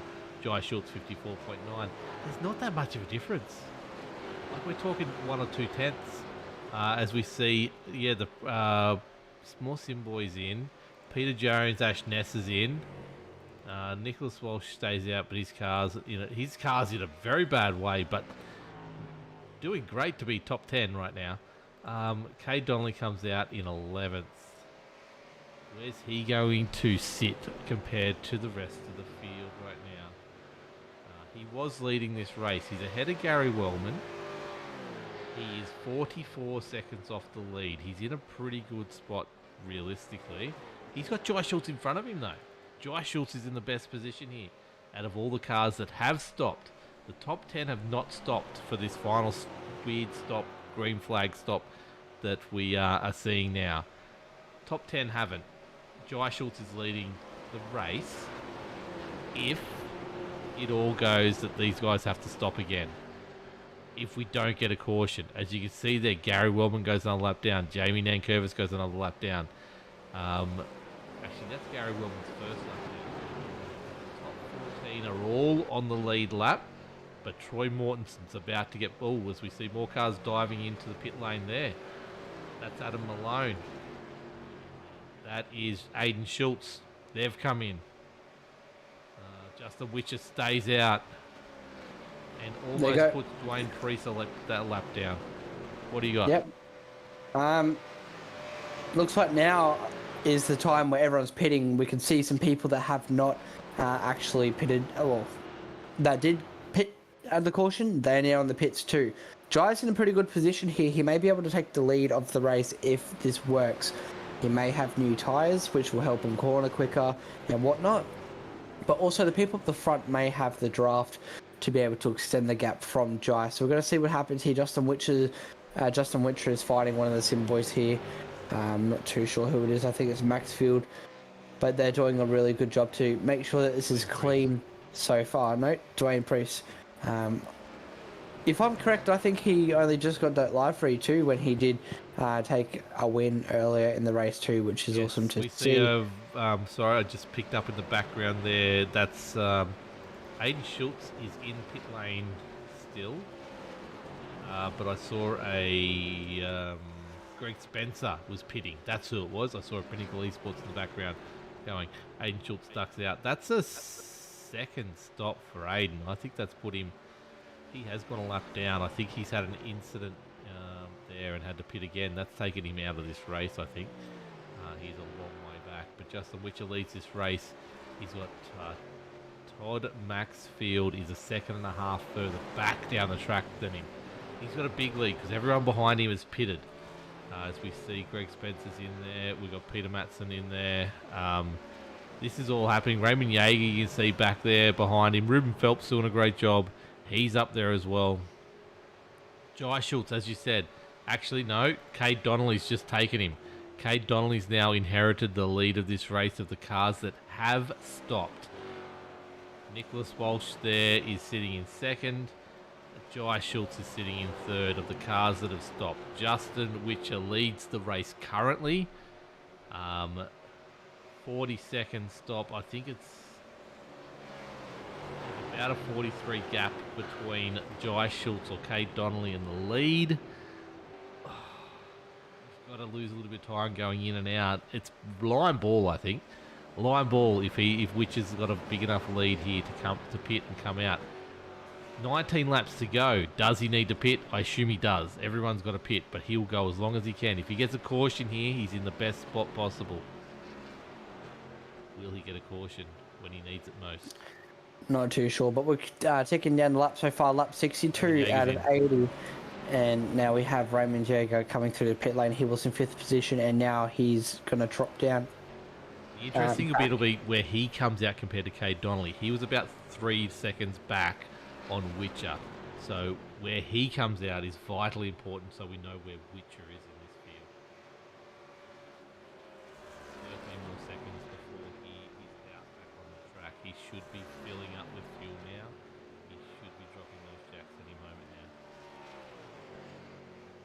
That was Gary Wellman in again. Nicholas Walsh in again. He's out of that little pack. That's a long stop from Raymond Yeager, I must admit. He's pretty well back. Actually, it's not going to help us with Justin Witcher at all. It's a 51-second transit time, which really does hurt him. Justin Witcher's going to come around and get a lap on him now. So Cade Donnelly currently the leading car. Actually, Adam Malone snuck under the radar. He's actually in front of Cade Donnelly at the moment, doing a great job working with Peter Matson here. Getting a bit of a lead on Cade Donnelly. He is in a gun position right now with about 4 seconds back to Cade Donnelly. Technically, if these 4-5 at the front have to still pit, which I assume they do, he's got the lead of this race by a significant margin. We're waiting for a yellow to... You know, Australasian Supercars eSeries, they can't go this long without a yellow, and they can't finish a race with this much normality. See back there, Ruben Phelps, all those guys are coming in as well. That's Troy Davison, Todd Maxfield, and Ruben Phelps. The top 3 of the top 4 all into pit. Justin Witcher stays out. I think Adam's in a beautiful spot. What do you reckon at this stage? Yeah, I think Adam's in a quite prime, well not prime, pretty good position. P5 at the moment. He's running a good strategy at the moment. We have only 9 people on the lead lap. Last one is Justin Witcher, so it looks like as people are pitting up the front, everyone is progressing back onto the lead lap. We did mention the sponsors earlier, but why don't we mention them again? Big shout out to the naming rights sponsor, My Private Cellar. If you want to, get your own private cellar, look no further to them. Locked on Lads, we provide awesome racing and commentary here for the Australasian Supercar eSeries. Make sure to like and subscribe to our Facebook and our YouTube. The Edge Setup Shop, if you're looking for any setups for your car, then that's a great place to go and find them. Hot Toddy's Heating Installs, check them out for the obvious heating installs. Then we have also United Electrical Solutions, and they play a big part here as well. Packed in Advanced Simulation, if you're looking for any simulator equipment and whatnot, then go check them out. And then Witcher Electrics. Witcher, you are pretty familiar with that name here at the Australasian Supercar eSeries, and that's a good place to check that kind of stuff out. But back to the racing, back to the Witcher, the Justin Witcher, in first position so far. He has a comfortable gap of 38 seconds back to Adam Malone, who is in second. It looks like Justin's yet to pit, and then Adam Malone should inherit the lead if I am correct. So that's great. Lap 66 out of 80. We're about 15 laps left till the end of the race. This is when it really matters. This is when the strategy matters. This is when the tyres matter. How well have you saved your tyres? How much fuel do you have? Do you have enough to get to the end? Do you have to pit again? Do you have to take a splash? There's so many variables at play here, and it looks like Adam Malone, Kate Donnelly, and Jai, they're all in a really nice position to get a really nice, finish tonight so far. But we haven't had a caution for a bit. That's awesome to see. We've had a good green flag for it. Let's try and keep it that way. I'm touching wood. I'm trying not to spread the commentator's curse that I love to sprinkle around to quite a lot of people. Justin Witcher, he's still yet to come in. We're waiting to see when he transits the pit lane, but we still have 7 people on the lead lap. That is Justin Witcher, Adam Malone, Cade Donnelly, Jai Schultz, Troy Davidson, Ruben Felt, and Raymond Yeager. And if I'm correct, every one of those people have pitted except Justin. So that's going to be an interesting call. Time board, which has actually somehow miraculously started working again. I don't know how. Which is actually putting a gap on some of these guys. So he's doing 51 ones at the moment. Adam Malone's 55 fives. Kay Dolly just did a 54. He's the only one in the 54s right now of the lead pack. Jai Schultz 55.4. Actually, no. Troy Davison, great times, 54.4. As Witcher goes out for another lap yet again. I don't know how much fuel's left in this guy's tank, but he is flying. Adam Malone's actually, it's just hovering around that 39-second mark, which is, if he does a really good stop, it's around about where he'll pull out. I think you'll see him come out between Jai Schultz and Troy Davidson. At the moment, that's where I'm looking at it. But a yellow right now could make all the difference. How much fuel has he saved? You saw him jumping in, Witcher jumping in multiple times at the back of the pack there on cautions. He's actually done 5 stops compared to most other people's 3. Jai Schultz is the only one with more, 6. Actually, Ash Ness has done 6, but he's still up down. Don't worry about that. Currently, the top 7 cars are on the lead lap, and that's it. But that's because Justin Witcher has not stopped. 32 laps since he stopped. Here he is. He comes in. Let's have a look now. This is all important, people. Make sure you hit that line right at the right speed. Come down. Let's have a look. We don't do this very often. Pit lane in the cockpit. Let's have a look. He's staying across. He's going to come down. He needs to hit his pit box. He needs to nail this. He doesn't want to overshoot it. Pressure's on Justin. We're all watching. Locks her up. Gets her sideways in. Sits there. And this is the most painful part of your race. You're sitting there. You've had the lead of the race. You need to get out as soon as you can, and you're just watching the cars go. There it is. 11.4 seconds on the box. That is a blistering time. 38.2 is pit lane transit. He currently has the lead as he comes out. And we have a look. He still holds the lead of the race by about 4 seconds. What that's a interesting. stop. That was a good stop. Boom, on the marks, up on the jacks, filled the car.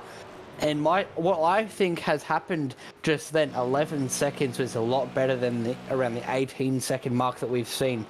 So if he did the stop times that a lot of the other people did, he will be a bit buried back in the P6, P7 kind of area. But it looks like he's tried to short fill the car to get to the end. And look, you can see the pace that he has at the moment. Has he got enough? Has he got his numbers right? I wish I could do fuel numbers in my head right now. He's got a 4-second gap on the field, 4.5 seconds, and he's bolting. He's opening up this lead. It's not just that he's got the lead, he's maintaining the lead, he's actually opening this lead up. That tells me right there, that very stat, that it's at the 5 seconds now, he doesn't care about fuel. He didn't short fill it, he's got enough. He just saved enough that he didn't need to put it in. Oh, yep. Which has got this race in the bag. Unless we get a yellow touch wood. I'm touching it, the hands are on it. Commentator's curse isn't going to happen tonight. What a spectacle this race has been. The big one is, let's have a look at Jai Schultz. He's fighting with Troy Davison right now for P45. Not quite podium, but Jai's done a really good job. I take it all back. He had a really good pit strategy tonight, I think, and he's really showing for a good result here. He will be the number one Schultz tonight. I don't know what's happened to Aiden there because he was having a good run. He's back on the lead lap though, Aiden. Good job from him back in 16th. But look at Jai and Troy Davison. Troy Davison's fighting for position, but he's not fighting that hard. 1 point. It'll probably make the difference at the end of the season. We saw what happened last season. 1 point could make all the difference. But right now he's thinking, well, if Jai gets past, he gets past. I think. That's right. And I think it's a pretty good idea. Why don't we go on board with Adam Malone, car 4? He's sitting in second position, and he has Justin Witcher just ahead of him once we're on board with the car. Can you see Justin? No, you can't. Justin has actually pushed such a large gap that you can barely even see him ahead. 5.7 seconds, and it's opening. He's not only short-fueled, he has awesome tyres, no aero wash, and he's able to apply all of his variables that he's worked throughout the race to really punch a big gap in this race. We also have Cade Donnelly behind Adam also. That's a 2.1 second gap, 2.2. Then we also have Troy Davidson in P42. He has a bit of a 6 second gap to his teammate of Cade Donnelly.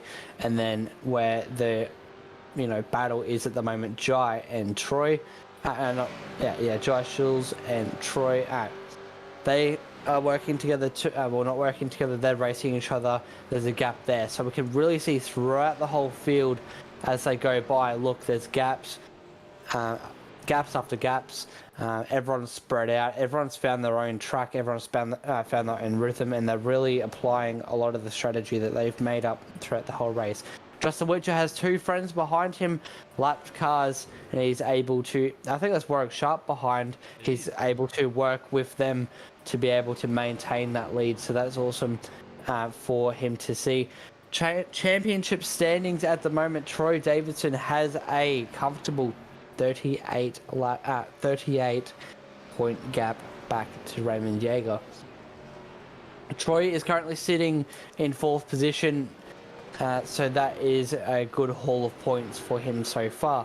Raymond Yeager, he is second in the championship. He is in P7, so that means that Troy Davidson will separate the gap at the end of the race if it was finishing now. And then in 3rd, we have Justin Witcher, who is currently leading. He's going to close the gap to his teammate ahead, which is only 11 points. Sorry, I'm thinking about the gaps on the track at the moment. Look how big they are. Look how spread out they are.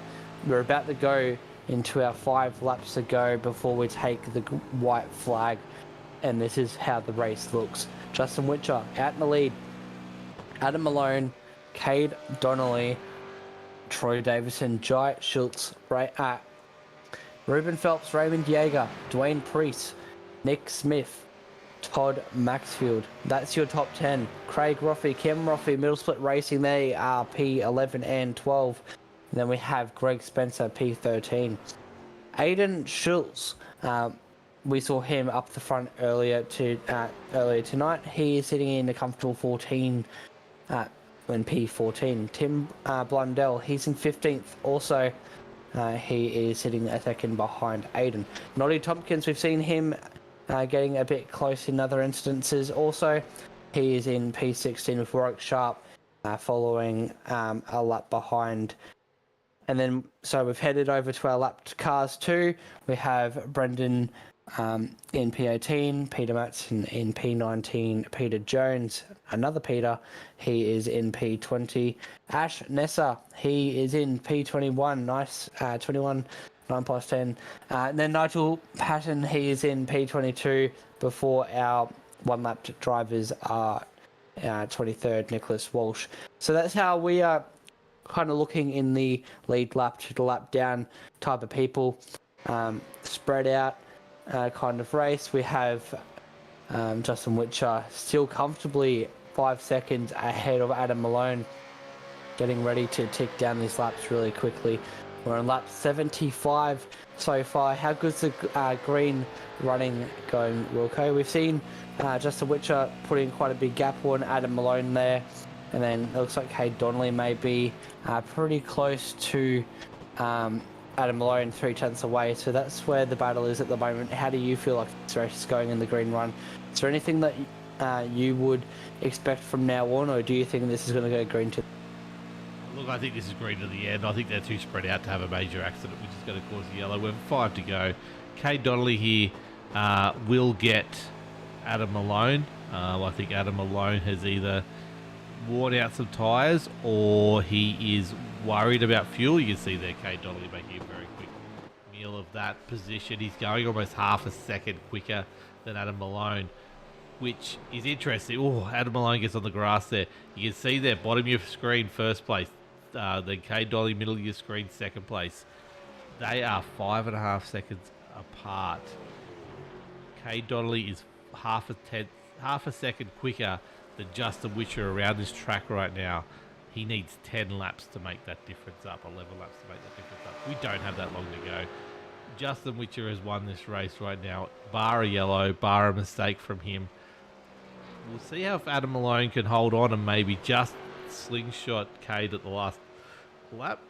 But at this stage, I think 1, 2, 3 is pretty safe bet. The interesting one here, there's a few interesting ones anyway, but the one I'm keeping an eye on closely is Raymond Yeager is all over the back and has been for a while here of Ruben Phelps. Ruben Phelps went past him. Of course, a little bit before you saw it in the background happening. But Raymond Yeager is not letting him go, and that gap is very, very close most of the lap. Dwayne Priest, you see, going a little bit wide there in turn 3, trying to get the on the accelerator and cut it down as much as he can coming out onto the straight. But this is a battle for 6th, 7th, and 8th right now. It's a very, very good battle, and I think this is where we're going to watch it for the last 3 laps until we go to watch Witcher take it home and take a victory. A well fought victory, well strategically fought victory. I think he showed the pace. He showed the ability, as Pinnacle does, just sits back in the pack where he was happy. He did the fuel stops. Dwayne Priest is slowing right down. What did he fall off this group? Something weird. He must have collected the wall there, or he's concerned about fuel, or no, there's no whacking of the wall there. He's just going awfully slow. That's interesting. He's gone about 220, whereas the other cars have gone much quicker.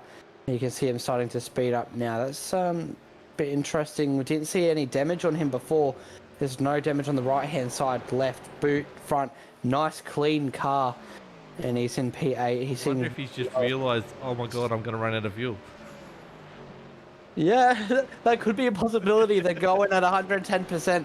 They're pushing as far as they can go. We see Cade Donnelly 5 seconds odd away from Witcher. Witcher has been pushing the last 10 or so laps since he's come out the pit lane and been able to really get out of the dirty air into the clean Dwayne air. Priest just realised he was on camera and just wanted to get as far off camera as he could. As we see the white flag being waved by Barney, we are doing it. Let's go on board. Let's have a run with our race leader, the guy who is second in the championship right now. He's had a stellar season. He's had a bit of a rough trot the last couple of weeks, but look at him go. Down the back straight here, 5th gear. Flying along, hits the limiter, and then dives in for turn 4. Turn 2. There's not 4 turns here. What am I doing? Goes out, misses the wall. Very, very marginally misses the wall. Gets the witch's hats on the wall there. Turns in at 1. And he's got no fuel. He's clutching this one to the end. Oh, no. He has such a big gap too. But you know what? Justin Witcher, he is taking the win here at Pocono Raceway. We went green to the end. He's won with a comfortable gap of just nearly 5 seconds to the car behind with Kay Donnelly. Adam Malone, Southern Stars, he locks out the podium. He's in 3rd, and we see all the other cars crossing the line at the moment. We see a bit of cars together in the back there. Looks like they're just all up cars and whatnot. But how good's that? Top 5. Justin Witcher takes out the win here at Pocono. Kay Donnelly, Sim Boys, is in 2nd position. Adam Malone, Southern Stars, he takes the 3rd. Our championship leader at the moment, Troy Davidson, comfortable 4th position. And Josh Schultz came out with 5th. Good race, clean race. We did have a couple cautions, a couple big accidents on the restarts. But apart from that, it's been an awesome race, don't you think? Yeah, I do. I called that Witcher reckoned he had enough fuel. He doesn't. You can hear it right now. I've just got on board with him. He clutched all the way down the back straight. He may just get around and get enough to do some burnouts here. But that's how close he was. And that's how big that call was to that's how good his pit stop was. He run this to the limit. Let's be on board while he does this. What a race. Like, it threw up all the chaos at the start. And he's not. He's parked it. Is he going to let it go? Nah, the car's... There we go. The car's off. He's out of fuel. Oh, that's He's perfect. Parked it on the spot, though. That's the tricky triangle. There we go. Wow. What a race. Let's bring it up here. You went through the thing, but I'm just so excited about this. Let's do it all again. The results are Justin Witcher by just under 5 seconds to Kay Donnelly. Adam Malone in 3rd. Troy Davison in 4th. Josh Schultz had a good run. That's a great race from him. 5th. Ruben Phelps in 6th. Raymond Yeager in 7th. Craig Roffey in 8th after having such a good start to the race. I don't really know where it went wrong for him. He just seemed to be there when the pit stops all happened, which is strange. Greg Spencer, we saw him have that accident at the start of the race. Great job to come back to 9th. Toddy Maxfield in 10th. Then we go to Dwayne Priest. Now remember, he was battling with Raymond Yeager. He was sitting in 8th with 2 laps to go. We saw him slow down. I think fuel was the problem there. End up coming 11th. Kim Roffey was another one we saw at the front there, 12th. Nick Smith was in that accident in the middle there, so good job for him to come on the lead lap there, 13th. Aiden Schultz, unlucky race yet again. We seem to be saying that every week. Something goes wrong.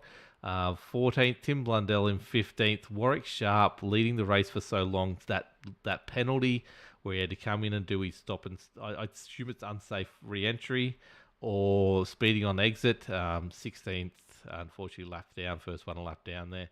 Noddy Tompkins, 17th. Brendan Cusack in 18th. Peter Jones in 19th. Peter Matson in 20th position. That's Toggle results. Ash Nesser in 21st. Nigel Patton, we saw him slide through pit lane in 22nd. Nicholas Walsh, not much of his car left, but still got 23rd. Evan Horsfall, 2 laps down on 24th. Gary Wellman had a night to forget. I still want to find out why he went to the back of the field there after that stop, which was the precursor to what then was a restart problem. 25th, Tristan Cock in 26th, Troy Mortson in 27th, Stephen Hall in 28th, Jamie Nankervis, that double accident caution for him. left him 28 and that laps down in 29th. Shannon Blackburn in 30th. Rounding out the field, Philip Howe, unfortunately, 31st. Matt Patton in 32nd. Aaron Dillon in 33rd. And Darren Robb in 34th. As we get ready to talk to our third place getter. Let me see if I can set this one up for you as we go to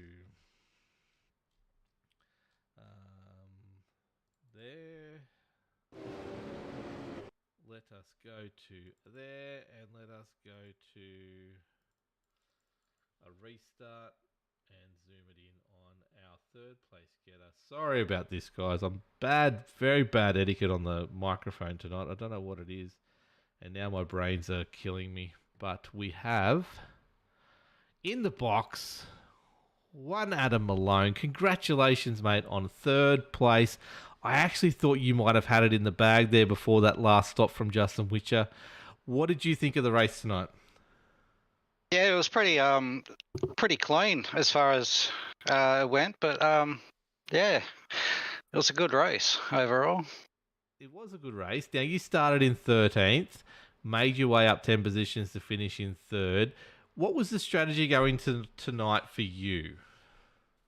That first stint, I was just trying to save as much fuel and tyre wear as I could, and just trying to top up whenever I could. Every time a yellow came out, I just kept topping up. Yeah, no problem. So, Pocono, do you come to Pocono very often? Yeah, I'm pretty sure he does it every season. Are you but a this fan is my of the best. old Pocono? No, I'm not a big fan of Pocono. Which is your I think favourite the turn, last- 1, 2 or 3? I'd have to say turn 1 is my favourite. Excellent. So, quickly, I want to touch on your season so far. I call your name at the front of the field a fair bit throughout the season. For some reason or other, you don't quite get on the podium as much as I would think, the way you've been racing. What do you think of your season so far? Yeah, it's there and thereabouts, but it's a bit hard. Like, you just got to be in the right place at the right time with these races. There's so many good drivers in this season, so yeah, it's just the luck of the draw, really. You just got to try to play your cards right, really.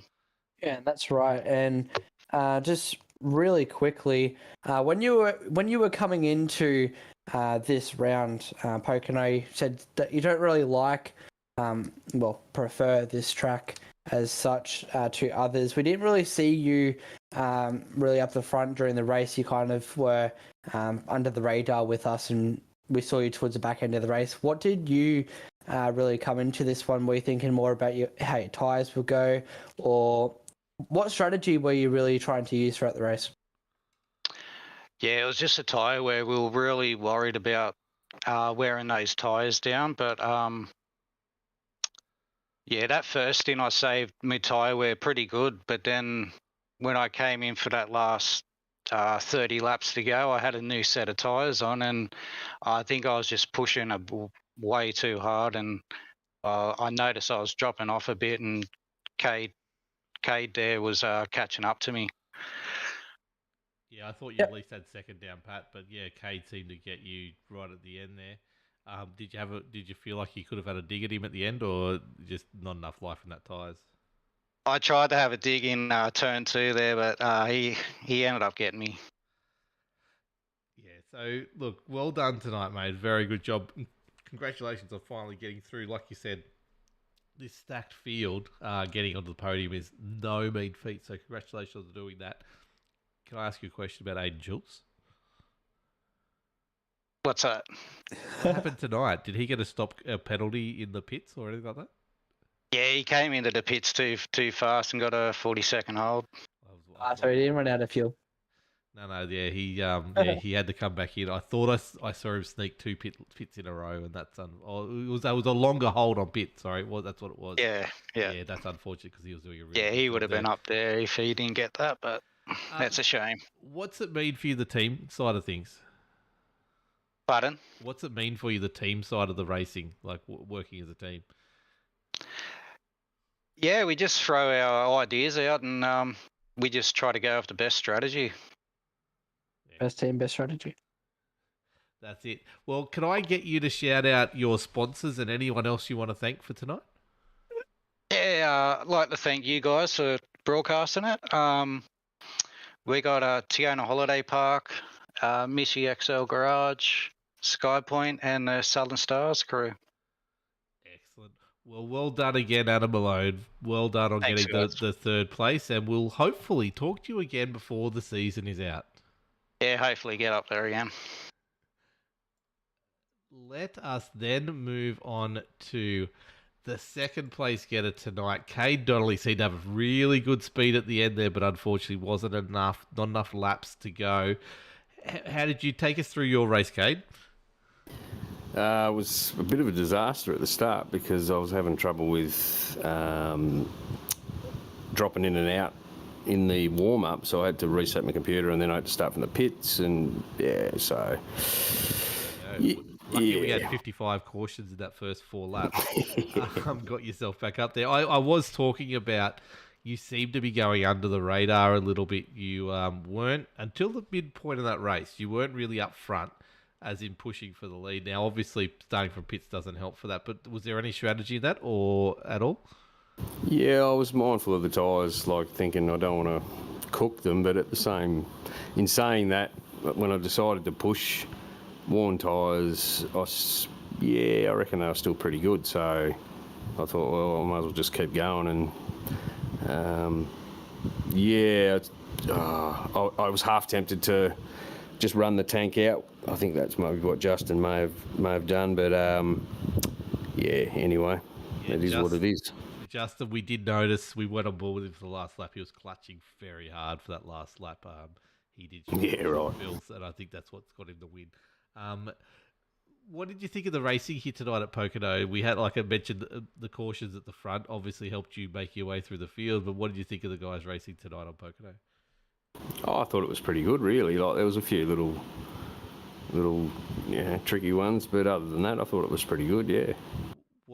Are you a fan of Pocono, the tricky triangle? Yeah, I do like it. I find that turn 2,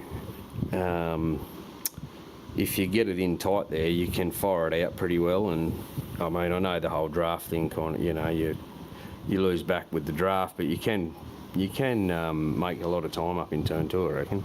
Yeah, definitely. Turn 2 is really important. But Ryan, take it away. Yeah, just very quickly, we came last round we had Talladega Super Speedway, where tyres weren't really a big thing and were 3-4 wide majority of the time.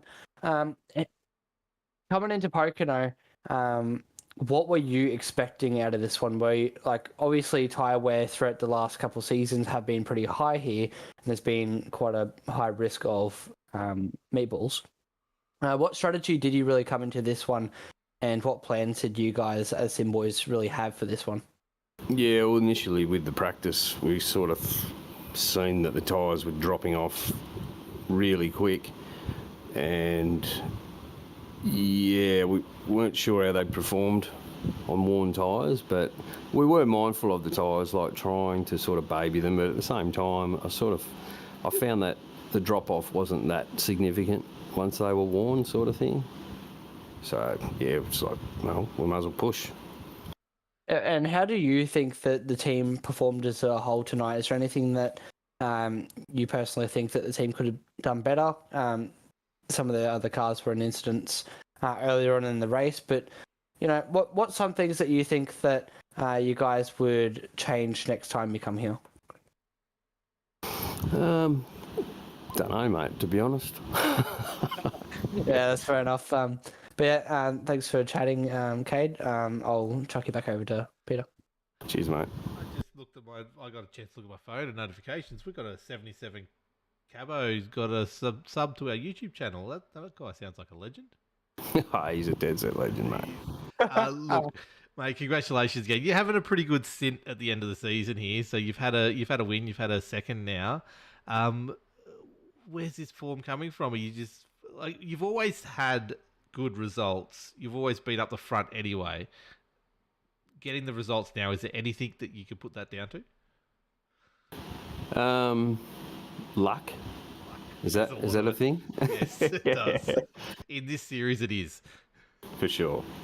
No, look, congratulations, mate. You had a really good race tonight, and I think if Witcher didn't get that right, I think you were right in there. But yeah, look, second's a great result. So congratulations. Shout out to anyone you want to shout out right now. Yeah, of course, the Sim Boys, Hot Toddy's Heating Installs and United Electrical, and I'll give a shout out to Brett Campbell too for egging the boys on. Very good job there indeed. Well, thank you. I'm sure we'll talk to you before the season's out. And yeah, well done tonight. Cheers, mate. And then thank you to Witcher Electrical bringing you tonight's number one place getter, Justin Witcher, second in the championship, winner tonight. Can run this thing on the smell of an oily rag, they say, mate. How threatened were you with that last lap to go? I wasn't too bad actually. I was mucking around a little bit, to be totally honest, but no, it was always going to be good. It just whether I could get around and do burnouts at the end. No, you couldn't. We were on board with you with a lap to go, and we heard the clutch and went, ooh, hold on, here we go. Look, how much of obviously it's a risk when you're short fuel. We get a green white checker, you're in trouble. What was the thought with that last pit stop? Because we went on board with you for that last pit stop, and it was an absolutely gun pit stop, and that's what won you the race, I believe. Yeah, I'd like to cut it fine. I've been known to be caught out on a green white checker and run out of fuel on the second last lap, but it was pretty much I was just hoping to get to lap 80 because once I've seen that white flag, I knew I was home nosed. Just if something had to come out before it, I was screwed. So just had it dialed down to exactly the milliliter of what I needed, and away we went. Okay. Well, take us into the mind of Justin Witcher going into Pocono before the night. What we know it's a different track to what you're never going to see a track like this at anywhere in the season ever. So, what were you thinking going into tonight's race? I love it because I won it last year. I really like this track. It's I think it's obviously 3 different types of corners. Sort of suits I suppose your normal road racer in a way that with positioning in the car and all that sort of stuff. So, but then turn 1 gives you that element of some guys then try and race like a road racer and end up washing up, and you can sort of act like a oval racer then. So it is good, and in these cars, the draft works really well. So yeah, I think I like the fact that it comes down to how you position the car and how you race blokes more so than anything else. Definitely it is. That's what we were excited to see the race tonight. But I want to ask the question, have you got a favourite corner of the 3? 3, believe it or not, when I get it right. Yeah. Because I run it right against that wall. Oh, you go against the wall. I was going to say, how often do you hit the grass on the inside? Well, weirdly enough, last year I was actually we were able to hit it and drive over it. This year it was a bit loosened the car up a lot, so I sort of had to stay off that grey curb. But it caught me out in practice, obviously, because last year we were just running straight over the top of it. It was no issue. But so, Justin, you've had a bit of a rougher patch the last couple of weeks. You've got a championship you're trying to win here at the moment. Well done on getting to the win. What's it mean for you having a win at this point of the season? Reaffirms that I'm not a bad racer, I suppose. I've had a fair, unlucky run, but 50-50 on my part as well. There's probably times where as Troy showed during the year, he's probably backed out of situations like that and is in the position he's in. Whereas I'm sort of, you get to that point where you got to chase. So you're like, well, every point counts. So, I don't know. I'm sure, without putting my hand up and saying I'm out, waving the white flag, I think it's, just beat Troy week in, week out, see where we end up with a round or 2 left. Well, that little bugger got 4th tonight, which doesn't help the thing at all, but it makes it exciting for us. Tell me, when did you change tyres tonight? Which stop? The last one. The last one. I thought. Yep. What was that speed you had out of that last caution? You seemed to come from 12th to 1st, I think it was, in a very short period of time. What was that speed? How did you get that speed? Oh yeah, as Kate said before, I babied my tyres real bad. I think I had 88% after that second last caution. So sitting in 12th, and Greg was a couple of positions up, and I was like, I'm going to go for it. Get up at front. I knew the guys first to about 6 hadn't pitted. So even if I sat with them, I had a huge difference in pit stop time because I didn't have to fill up as much. And then, yeah, it just sort of, the heavens opened up and gaps, everyone sort of got out of the way, and it was just left with me and Cade. And, yeah, I knew that I had Nige there telling me what Cade was doing once he pitted, so I was just hitting Cade's times and knew I'd come out well in front. Okay, can I touch on Nige for a sec? Yep.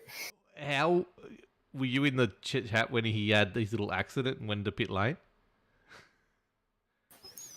On the restart? No, I don't think he mentioned it. Oh, didn't he? He did the save of the century.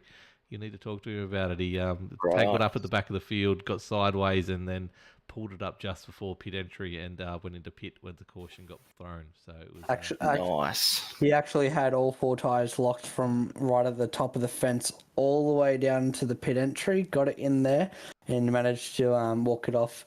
But yeah, just really quickly, Justin, we spoke to Adam and Cade earlier. They were thinking about tyres going into this one and whatnot, and they kind of felt like tyres were pretty good tonight. Going into this one as a team in general, how do you think you guys prepared for this kind of race, especially since you are in the hunt for the championship at the moment? Honest answer, we do all our own sort of thing. I know everyone sort of says that, but yeah, like we knew what the tyres were going to do. It was just how you used it, whether, Raymond I wanted to drop back and cool them off. Raymond wanted to, take off and get a gap and then maybe cool them off a little bit. So we sort of knew that, as Kate said before, in practice, you can tell when you're going to have an issue with tyres. This was always going to be one of those. But I think, to be honest, in the race, it probably actually wasn't as bad because you're not running flat out. Yeah, I think that's why I got away with it, because I was sitting behind a car and just, letting off well before the corner and sort of just easing it in there. Whereas, when you're practicing, you just run flat out, and if you crash, it doesn't matter because you just reset and off you go. So, yeah, sometimes it can give you a bit of a false reading because you're doing quality laps every lap. But, yeah. And with tyres, you had so much pace at the end after the caution. Peter just mentioned before that you had quite a lot of pace. You ended up finishing just shy of 5 seconds to Cade behind you. Did you take tyres later on in the race, or did you kind of take it midway through to play it safe and then you managed to find that pace? Nah, I took him on the last stop. So I had, as I said before, it wasn't an issue with tyres. It was more so we got a caution. I had my fuel issues. So, I knew that I was just pretty much in those last 10 laps, once I come out and seen Adam 5-6 seconds behind, I was just sort of running his pace and just trying not to burn too much up. Yeah, and then we have a few rounds left before we start to wrap up the championship. How do you feel like you're going to go into the next race? Obviously going for the hunt for the championship still. Is there anything that you are going into next season with, like any kind of plans or anything like that? I think with these longer seasons, we've all learnt, consistency is key. So, you can win as many races as possible, but if you don't finish other races off as well, you just get drawn back into the standings. So, it probably would be It's easy to say because it's like a longest double the size of what we normally would do. But probably my finishing rate the last time or the 2 times I've won, you have a look at it, and everyone who's won a championship has that finishing rate's been very high, always been that top 5, top 10. So that would probably be the one thing I'd be trying to fix. Yeah, that's right. And we are starting to close in the championship too. But thanks a lot, Justin, for chatting with me. Is there anything that you have to ask him any further, Peter? No, look, he's just a legend. So he said everything. We'll get more stuff from him later on. Have you got a My Private Cellar in your house, though, Witcher? Not yet. You should have by now. Come on, mate. You got to put those trophies down there at some stage. Anyway, who do you want to shout out, and who do you want to? Who's your sponsors? Thank you, sponsors. My Private Cellar, of course. Sim Racing Edge, Witcher Electrics, the boys at Pinnacle Esports, Matt, Nige, Greg, Raymond, and you two boys from Locked On Lads for putting on the broadcast. No problems. Congratulations again on a very well fought victory. Good strategy victory tonight, mate. And I'm sure we'll talk to you again soon. Good luck at Michigan next week. Thanks, guys. And there it is. We finished with Pocono, the Tricky Triangle. 80 laps we've done and won. Justin Witcher wins the race. Kate Donnelly second. Adam Malone third. Troy Davison, our championship leader, in fourth. We head to Michigan Speedway next week for 100 laps. Then we head to Nashville for 152 laps. Chicago Land Speedway for 134 laps. Couple big weeks here to finish out September and start October as we head towards the end of the Australasian Supercars eSeries currently. Ryan, wrap it up. What do you think of this race tonight? It was definitely different than the Super Speedway that we just got off. We had Talladega just before last week, which went pretty well. We did have quite a big crash at the end there that did take out a lot of people. But coming to this one, bit of a different track, like 3 corners instead of 4 corners. And the racing has been a lot cleaner as well. Not as many cautions. We did have a couple of crashes at the start, but that naturally happens with racing. Everyone's trying to get off. Everyone's trying to race hard. But yeah, I'm just amazed. I think this is the most spread out finish we've had this season too. Justin really was able to put his foot down, really push the gap. And then everyone behind him kind of really like spread out and found their own rhythm.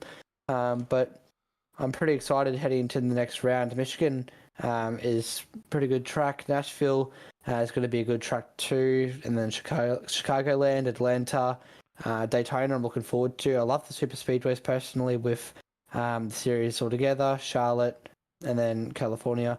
But apart from that, good race, and it was a ton of fun to broadcast. Definitely was. Look, thank you everyone who has been watching each week. Thank you to everyone who came along tonight. Good racing, everyone. That is it from us here at Locked On Lads TV, though. We will catch you next week at Michigan, and I can't wait. We'll talk to you all then. Bye for now.